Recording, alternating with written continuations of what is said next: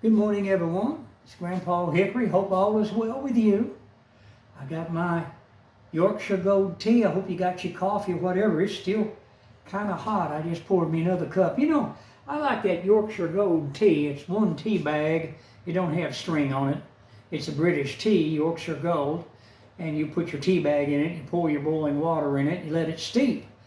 Well, the thing about it is after you've drunk one of those cups, you can refill it with hot water, let it sit a while, and drink it. This is my third cup on that one tea bag. That's what I like about Yorkshire Gold tea. It's from the UK. It's delicious, and I found out now you can get it on Amazon, so that's great. But I hope all is well with you and your family. I wanted to talk to you about something that I heard about this morning. I went up to 7-Eleven here in Cleveland. They're in Cleveland. I stopped by there. I was coming back. Been doing a lot of running since early this morning. I'm just now getting back. But I stopped there and was going to buy some tickets. But anyway, there was a big line and everything. And I wanted to get going because, man, I got a long way to drive. So I took off and left. Well, I want to tell you something. I noticed when I was in the store there that this little man come in and he was talking, you know, about his grandson and everything, his grandkids and all this. And he was talking to the cashier. There was a policeman at the gas pump that come walking inside, and I noticed he wouldn't say anything. Have you ever noticed that when you go in a store and there's a police officer just standing over there? They usually stand with their hands in the front. The reason why is they can draw their gun quick if they have to. So, you know, police officers, this is their training. My son is a first responder, and he was telling me, you know, Dad, he said, I do the same thing you do. I do what that man does. I go and I talk, you know, to the cashier, different people in there, how you doing this morning, everything. But you see, in police training, they are taught to watch for these things and to watch people and to listen.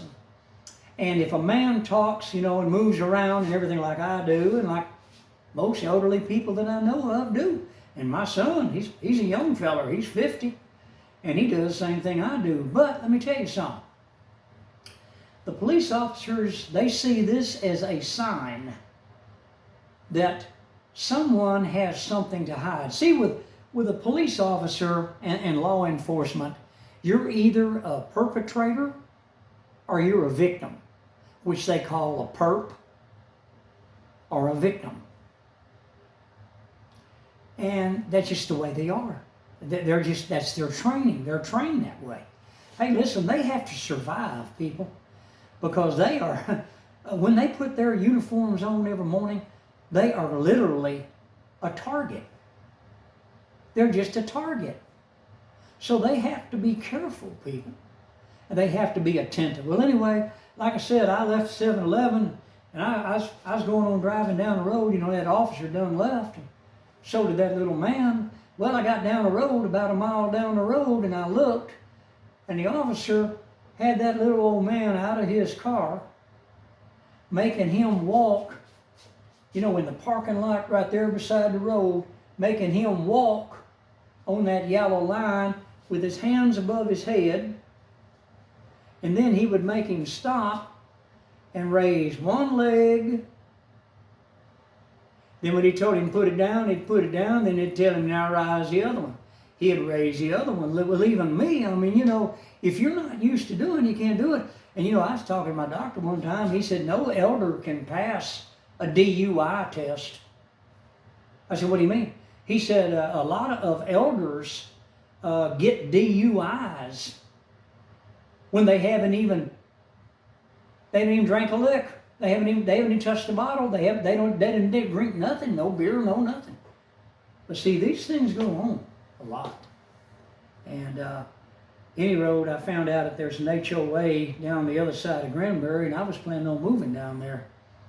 Well, I found out that there's a man that lives there, and he's real good friends with a city councilor or something. I don't know what it is. But he did all kinds of things while the people living next door to him were gone grocery shopping on a Saturday. He went over there and chainsawed the little boy's treehouse to pieces. And he left a note saying, "This is blocking our view."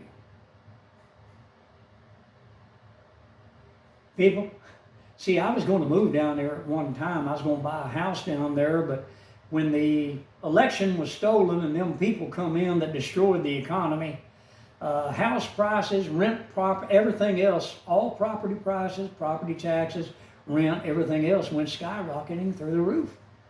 So that's something that I'm just really thankful that I did not move into that HOA. But I'm going to tell you something, people, you know, you never know. I mean, you just go into a store, you talk about your grandchildren or whatever, the next thing you know, you're followed by a police officer, pull you over, and then he's making you walk the chalk line, you know, the yellow line or whatever they call it. And you gotta walk backwards. You gotta look down. You gotta walk backwards. And when he tells you to look straight at him, you gotta look straight at him, and you gotta walk backwards and stay on that line. Well, I know a lot of young people can't even pass that, and they're just kids. Hey, hit the like button, subscribe, Grandpa Hickory. See you on the next video. I didn't mean this video to be so long. You have a good day. Goodbye from Texas.